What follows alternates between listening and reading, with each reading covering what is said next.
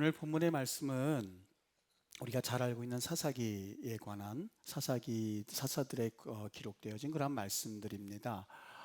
사실 이 블레셋이라고 하는 민족은 거칠고 그리고 강한 민족이었습니다. 가나안 땅에서 전성기를 누리고 있었던 반면에 이스라엘 백성들이 그들의 통치를 받으면서 참 많은 괴로움을 당했죠. 그래서 하나님께서 이스라엘 백성들을 위하여서 한 구원자를 항상 보내주셨는데 그 사람들의 이름을 히브리 말로는 샤파트 이렇게 했는데 뭐라고 번역할까 하다가 사사란 이름을 붙였습니다. 그러니까 그 사사의 의미는 뭐냐면 나라가 힘들고 어려울 때에 아주 절망적인 상황이 있을 때에 한 구원자를 보내주셨다. 그리고 그 구원자를 걸어서 샤파트라고 말하는데, 다시 말하면 사사라고 이름을 해놨습니다만 영적인 지도자이기도 하고 정치적인 지도자였습니다. 그래서 이 지도자 역할을 기록해 놓은 책들을 그래서 사사기라고 하는 이름을 붙여 놓았습니다. 그리고 오늘 우리가 한번 살펴보아야 할, 그리고 은혜를 받을 그러한 대상인 바로 삼손이라고 하는 인물은 여러 사사 가운데 한 사람이었습니다.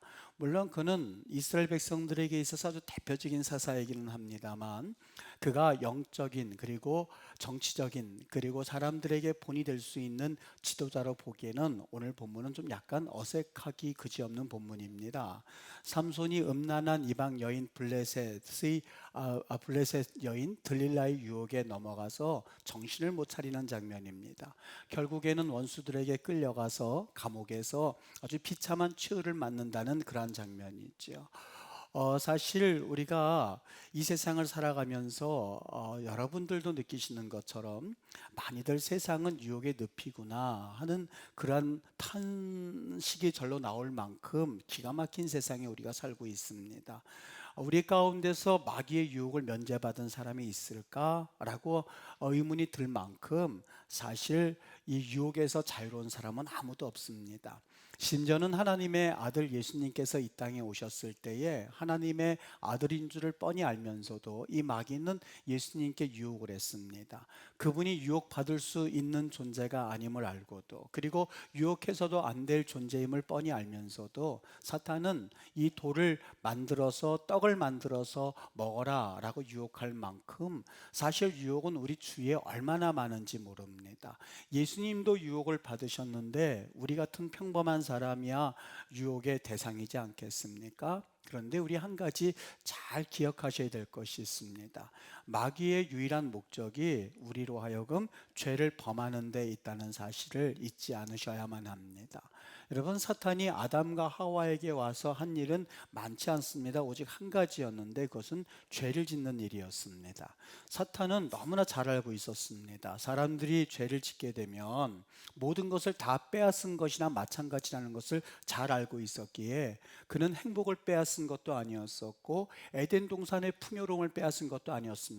오직 그들로 하여금 하나님께 죄를 짓는 그 한 가지 일을 하게끔 만들었습니다. 그때부터 인류 최초의 사람이었던 아담과 하와는 더 이상 하나님이 말씀하신 대로만 살지 않겠다고 하는 아주 어리석은 선전포고를 하게 되었고, 그 죄로 인하여서 온 세상이 지금 이러한 죄악 가운데 있는 세상이 되었음을 우리는 잘 알고 있습니다. 삼손도 마찬가지였습니다. 그 유혹에 맞서 싸우기보다는 유혹에 점점 발을 들여놓고 있는 것을 보게 됩니다. 블레셋이 이 삼손을 넘어뜨리기 위해서 한 여인을 보냈는데 그 여인의 이름이 들릴라였습니다. 순수한 사랑이었으면 모를 텐데 거기에는 한 가지 의도가 있었는데 그 의도가 바로 5절에 나와 있는 대로 이렇게 말씀하고 있습니다. 블레셋 사람의 방백들이 그 여인에게로 올라와서 그에게 이르되 삼손을 꾀어서 무엇으로 말미암아 그 큰 힘이 있는지, 우리가 어떻게 하면 그를 이겨서 넘어뜨릴 수 있는지, 결박할 수 있는지, 그리고 공고하게 할 수 있는지 한번 알아보아라 라고 하는 것이 그 여인이 부여받은 임무였습니다. 다시 말하면 들릴라를 통하여서 이스라엘 백성들을 돕고 이스라엘 백성들에게 하나의 방패막이가 되는 저 삼손을 넘어뜨리기 위한 것이 그들의 목적이었습니다. 들릴라가 무엇을 원하는지, 무엇을 노리고 있는지 삼손이 모를 리가 없었습니다. 그럼에도 불구하고 그는 주의를 기울이지 않았습니다. 왠지 아십니까? 그 당시에 삼손은 사사로서 절정기에 있었던 인물입니다. 자기 백성을 해방시키고 그리고 수십 년 동안 그 나라에 평화가 있었습니다. 그의 나이 젊음을 과시할 수 있는 30대 후반이나 40대 초반이었습니다. 그 나이에 존귀함을 받고 칭찬을 듣고 나니까 이스라엘의 자랑거리였었고 이스라엘의 소망이다 보니까 이 정도 정상에 서 있다 보니까 그는 방심하게 되었었던 거죠. 그때가 가장 조심할 때였음을 그는 간과했었던 겁니다. 이런 말도 있지 않습니까? 역경을 견뎌내는 자는 100명입니다만 성공을 견뎌내는 자는 1명에 불과하다고요. 삼손이 서 있는 자리는 즐기고 기쁘고 누려야 될 자리가 아니라 사실 그 자리는 경계할 자리였습니다. 그에게 치명적인 유혹이 다가온 그 순간 그는 깨어 있어야만 했었을 때였습니다.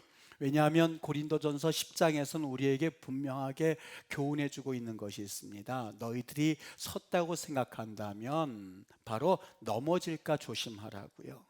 여러분 기억하시죠? 다윗이 우리아의 아내 밧세바를 범할 때는 그가 사울의 뒤를 쫓겨서 도망가던 때가 아니었습니다. 그 나라가 부흥하고 번성하고 번영하여서 암몬이라고 하는 그러한 나라까지 침범할 수 있을 만큼 힘을 가지고 있었을 때에 그도 같이 나가서 전쟁했던 것이 아니라 너무 자신이 있었던 나머지 그가 왕궁에서 혼자 거닐고 있었을 때에 유혹이 찾아왔던 것을 기억하실 수 있으셔야만 합니다. 여러분 방심하면 우리 정욕이 자리를 잡게 됩니다. 하나님을 기뻐하고 하나님께 영광 돌리기보다는 하나님께서 창조하신 피조물의 눈을 돌리게 되고 그리고는 그 피조물로 인하여서 우리는 영적 깊은 나락에 빠질 때가 얼마나 많이 일어나는지 모릅니다. 우리 초대 한국교회 교인들을 보면 사실 역사 기록을 보면 초대교회 우리 한국 교인들이 얼마나 하나님 앞에 정결하게 순결하게 살려고 하는지 그 기록을 볼 때마다 마음이 뜨뜻해질 때가 참 많이 있습니다. 물론 그렇게 살아가는 사람들이 세상 사람들의 놀림을 받았던 것은 사실입니다만 겉으로는 놀림을 받았습니다만 많은 사람들에게 뒤편에서는 존경심을 불러일으켰다고 합니다. 여러분 우리가 잘 알고 있는 장기려 박사님 아시죠? 그분이 아내를 두고 남한으로 내려와서 평생 살았는데 그분은 결혼하지 않았습니다.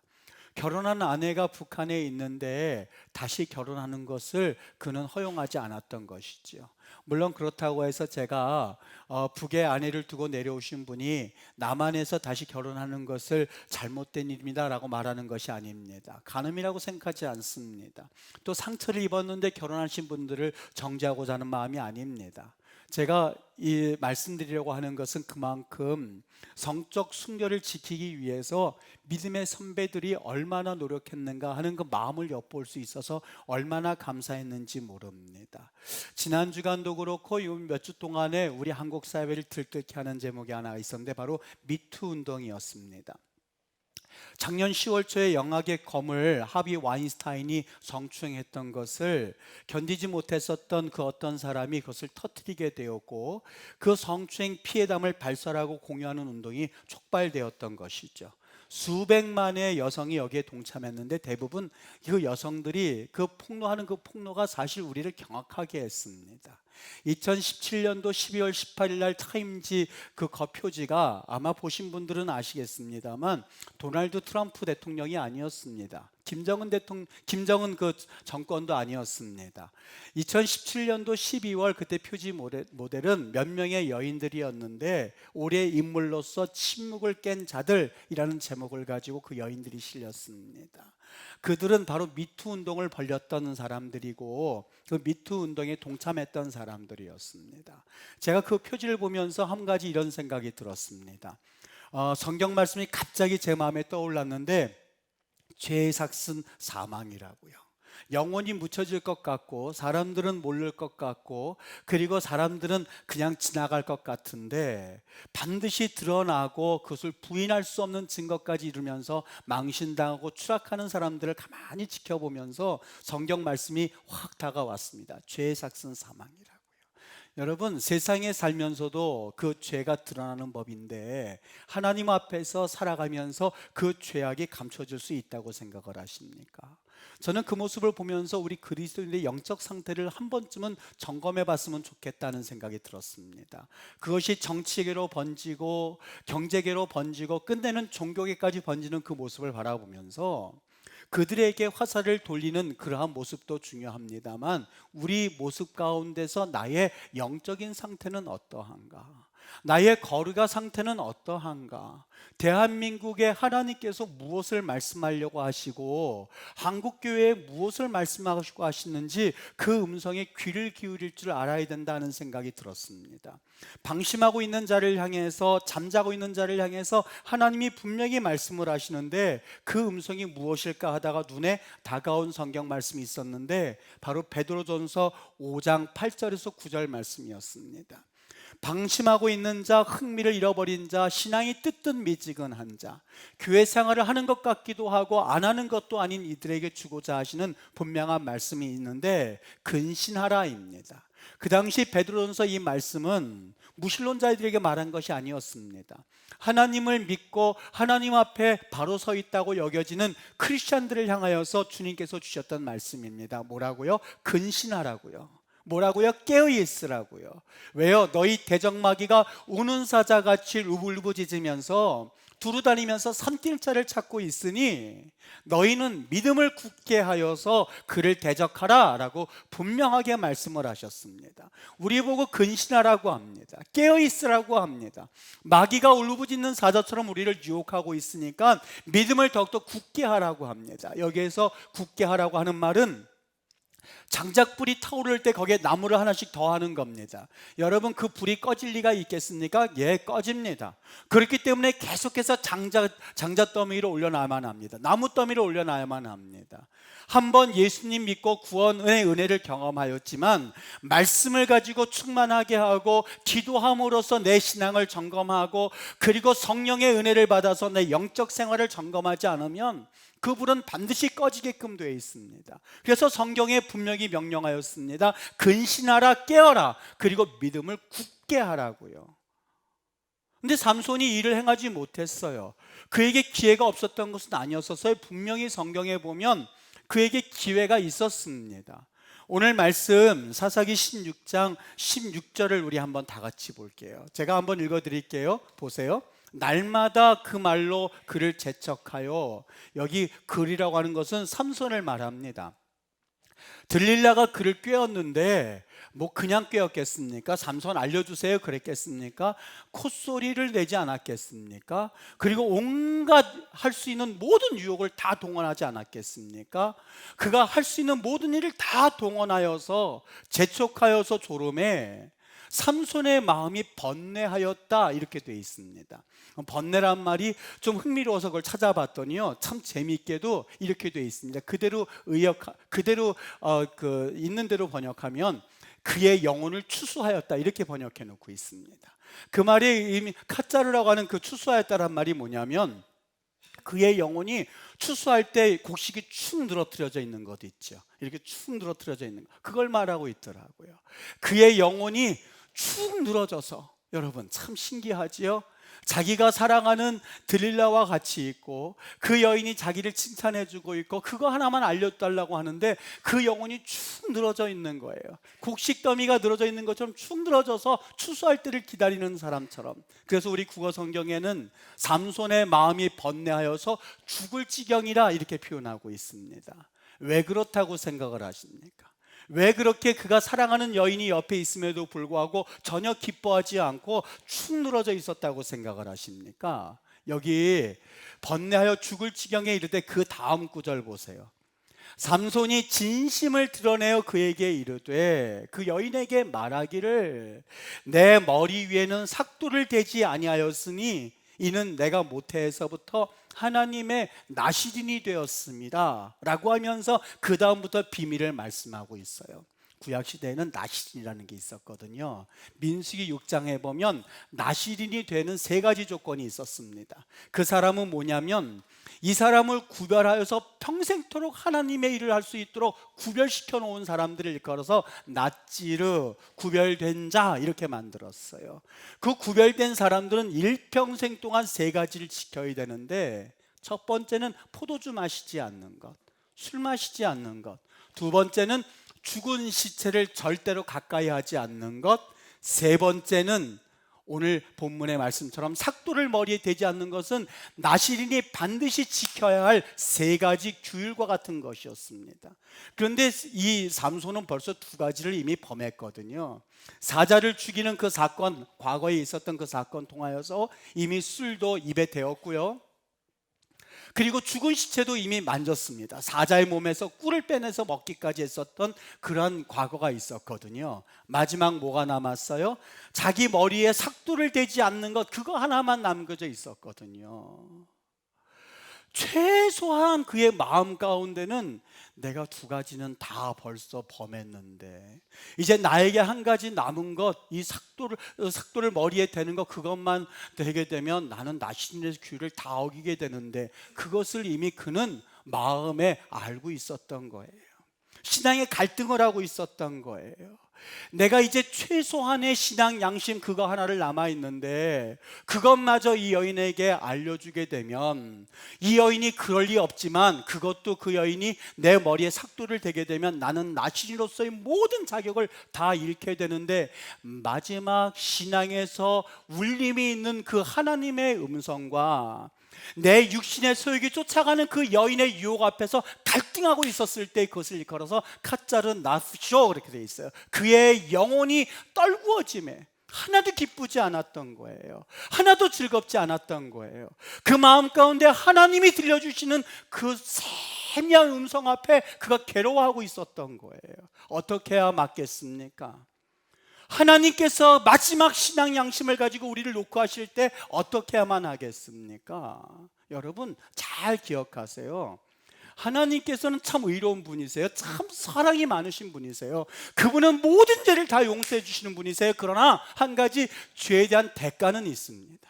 심판이 있어요. 모든 죄에 대한 대가가 있습니다. 우리가 이것을 기억해야만 합니다.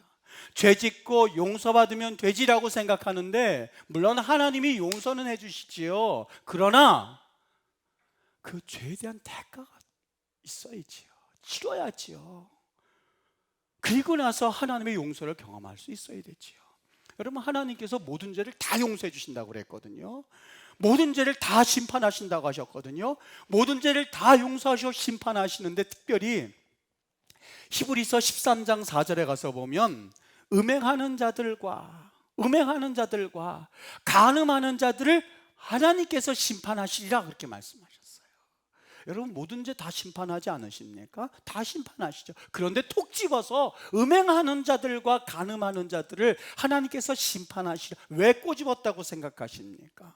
모든 죄도 무섭지만 특별히 이 성적인 범죄 같은 경우는 그 죄의 파급력이 우리의 상상을 초월합니다. 소돔과 고모라 성이 왜 무너졌는지 잘 아시지 않습니까? 성적인 범죄가 있었고 동성애가 있었고, 그 일로 인하여서 사실 소돔과 고모라는 멸망의 길로 치닫게 되었었고, 사무엘하 12장에 가서 보면 11장과 12장에 다윗이 우리아의 아내를 범하고, 여러분 왕이라면 그 정도쯤은 용인될 수 있는 사건이지 않겠습니까?만은 11장, 12장, 13장에 가서는 그 나라가 멸망의 수순을 밟기 시작해요. 참 무섭지요. 성적 파급력이 얼마나 무서운 범죄인지 모릅니다. 제가 알고 있는 몇몇 청년들이요, 이 문제로 괴로워하다가 끝내는 어찌할 줄 모르고 인생이 흔들흔들거리는 경우를 얼마나 많이 봤는지 모릅니다. 여러분, 가장 밑바닥에 있는 신앙의 마지막 버텀에서 하나님의 음성이 우리의 신앙 양심을 톡톡 건드릴 때에 어떻게 하면 되겠습니까? 자다가도 하나님께서 그 음성을 들려주시면 나 이러면 안 되는데, 이렇게 해서는 이거는 하나님이 기뻐하시지 않는 일인데 이미 다 알고 있을걸요? 그 음성이 들릴 때에 자다가도 벌떡 일어나 무릎 꿇고 하나님 잘못했습니다.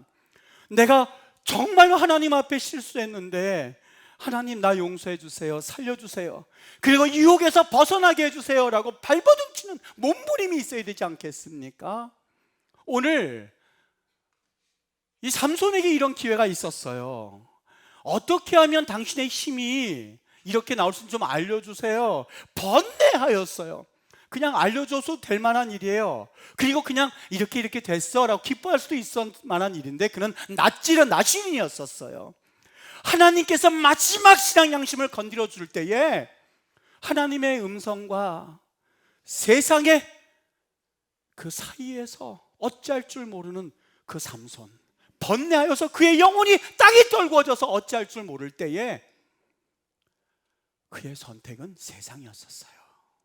세상이었었어요. 일어나지 못했어요. 포기하고야 말았어요.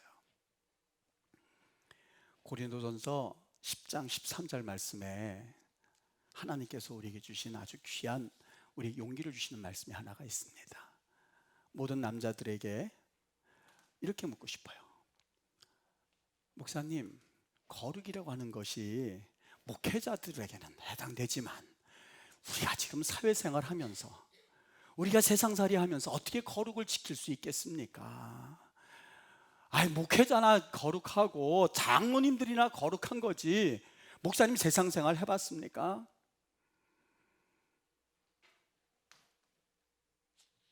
고린도전서 10장 13절에 우리 주님이 주신 말씀이에요. 사람이 감당할 시험 밖에는 너희가 당한 것이 없나니, 감당할 시험 밖에는 너희가 당한 것이 없나니, 오직 하나님의 미쁘셔서 너희가 감당하지 못할 시험 당함을 허락하지 아니하시고 시험 당할 즈음에 피할 길을 내어주신다고요. 여러분, 목회자만 거룩하다고 보십니까? 아니요. 신약 표현에 의하면 에베소서 1장 4절에 보면 하나님이 우리로 하여금 하나님의 사랑 안에서 우리를 거룩하게 만드셨다라고 되어 있습니다. 고린도전서 1장 2절에 보면 그리스도 안에서 거룩하여지고 우리를 성도, 거룩한 사람들이라고 우리를 불러주셨어요.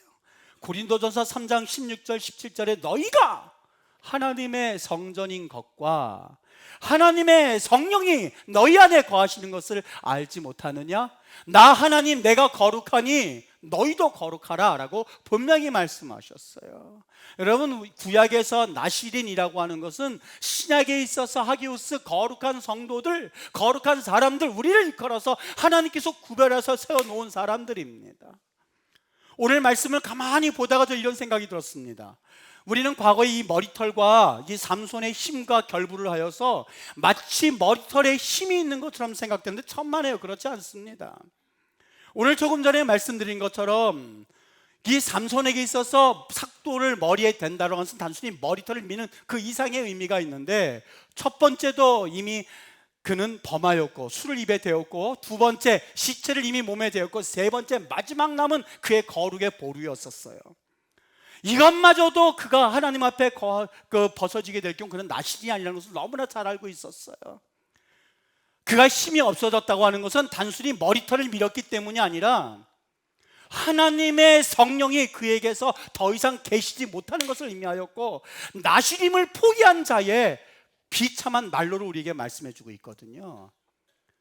성경에 보면 그 말씀이 너무 우리에게 말씀해 주고 있습니다.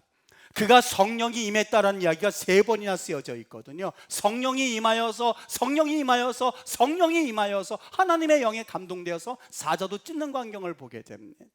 무엇을 말하고 있을까요? 그가 머리털을 밀어서 힘을 쓰지 못한 것이 아니라 그의 거룩을 잃어버린 자의 비참한 말로가 무엇인지 우리에게 잘 말씀해 주고 있어요.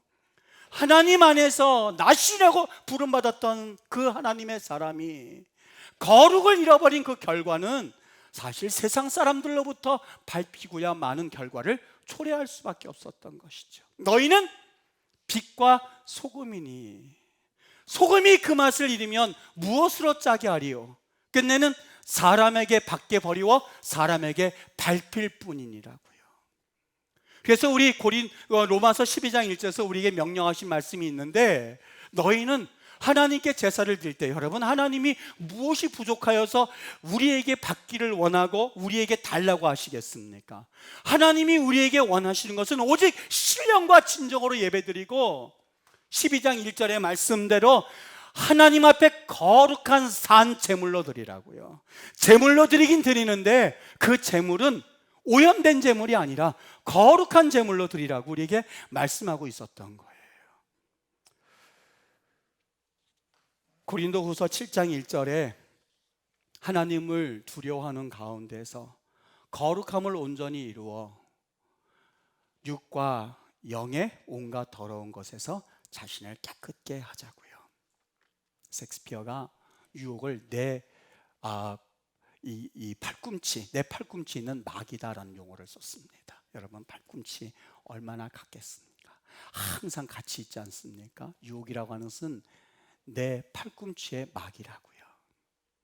끝내는 그의 눈이 뽑히고 맷돌을 돌리고는 그런 소와 같은 신세가 되었던 것이 바로 이 삼손의 말로였습니다. 사랑하는 여러분, 제가 가만히 이 말씀을 준비하다가 좀 갈등을 했어요. 어떤 갈등이냐면 우리 성도님들 얼굴 한 분 한 분들을 보면 절대로 하나님 앞에 범죄하지 않을 텐데 이 말씀이 혹시 우리 성도님들을 잠재적인 범죄자로 만드는 것은 아닐까? 이것은 나에게, 이성훈 목사에게만 주시는 음성이지 우리 성도들에게 주시는 건 아닐 거야 하고 몇 번 뒤척였어요. 이 말씀은 아닐 거야, 이 말씀 말씀해 주신 건 아닐 거야 하다가 너무 강력하게 이 말씀이 와닿기 시작했어요. 제게 말씀해 주시는 것 같았어요. 너도 들어야 되지만, 너 이성훈 목사도 들어야 되지만 성도들까지 나눠야 돼. 이 시대를 살아가는 유일한 능력, 이 거룩을 잃어버린 시대가 되었거든. 미투 운동을 해서 폭로전이 이렇게 되고 있습니다만 저는 한 가지 안타까운 게 있습니다. 죄가 드러나는 것은 좋습니다만 여러분, 이 운동은 사실 교회의 정화운동이 되어야만 했었습니다. 폭로가 아닌 회개로 이어지는 운동이 되었어야만 했었는데 교회가, 한국교회가 제 기능을 발휘하지 못하고 세계교회가 제 기능을 발휘하지 못하니 세상이 돌을 던지는 시대가 되었고 그 결과는 사실 상처와 아픔과 그리고 회개보다는 원망이 더 남을 텐데 이걸 어떻게 해야만 할까 하다가 오늘 이 말씀이 너무 강력하게 제 마음을 때리기 시작했습니다. 여러분, 하나님 앞에 회개가 있어야만 합니다. 오늘 말씀 가만히 한번 여러분 살펴보십시오. 여기 말씀 가운데에 22절에 이 말씀이 있습니다. 그의 머리털이 밀린 후에 다시 자라기 시작했다고요. 희망이 없었던 삼손이었습니다. 그러나 감옥에서 그는 회개하기 시작했어요. 감옥에서 하나님, 내 말로가 이거 당연하죠 라고 하나님 울부짖기 시작했어요. 히브리서는 그를 믿음의 인물로 올려놨는데 바로 이런 이유 때문에 그렇습니다. 하나님께서 그냥 내버려 둔 줄 아십니까? 너는 끝나야 돼, 이게 아니라요, 그의 머리털이 자라기 시작했다고요. 삭도를 대지 않겠다라고 하는 그의 결심이 다시 굳어지기 시작하였고 나실인으로서의 사명을 그가 발견하기 시작하였을 때에 하나님이 마지막 그의 사명을 블레셋에서 다 행하게 하고 그리고 죽고야 마는 그런 삼손의 일생을 가만히 지켜보면서 오늘 이 말씀이 제 마음을 치기 시작했습니다. 요한일서 1장 9절의 말씀이에요. 우리 죄를 자백하면 하나님은 미쁘시고 하나님은 의로우셔서 우리 죄를 때로는 책망하시기도 합니다만 끝내는 우리 죄를 사하시고 불의에서 우리를 깨끗하게 하신다고요. 아멘. 여기에 희망이 있는 거예요. 여기에 희망이 있는 거예요. 여러분, 잠재적인 범죄라서 이 말씀을 드리는 것이 아니라 사실 하나님 앞에서 얼마나 수많은 죄를 지었습니까?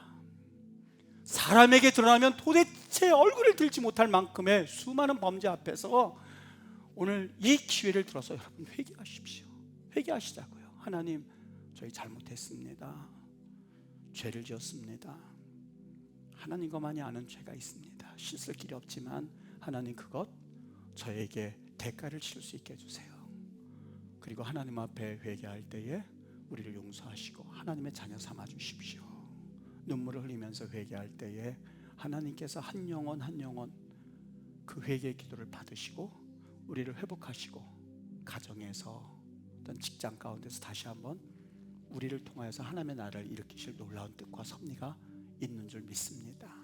사랑하는 우리 임마누엘 교회는 물론 우리 기독교 대한선결교단, 다 나아가서 우리 한국교회가 이 하나님 주시는 음성 앞에 겸손하게 반응하여서 이 사회를 다시 한번 깨끗하게 움직이는 우리 하나님의 거룩한 능력이 될 수 있게 되기를. 그래서 진정 살아계신 하나님이 이 땅 가운데서 기뻐 웃으시고 그 마음을 시원케 해드리는 그런 귀한 역사가 있게 되기를 예수님의 이름으로 간절히 축복합니다. 기도하십시다.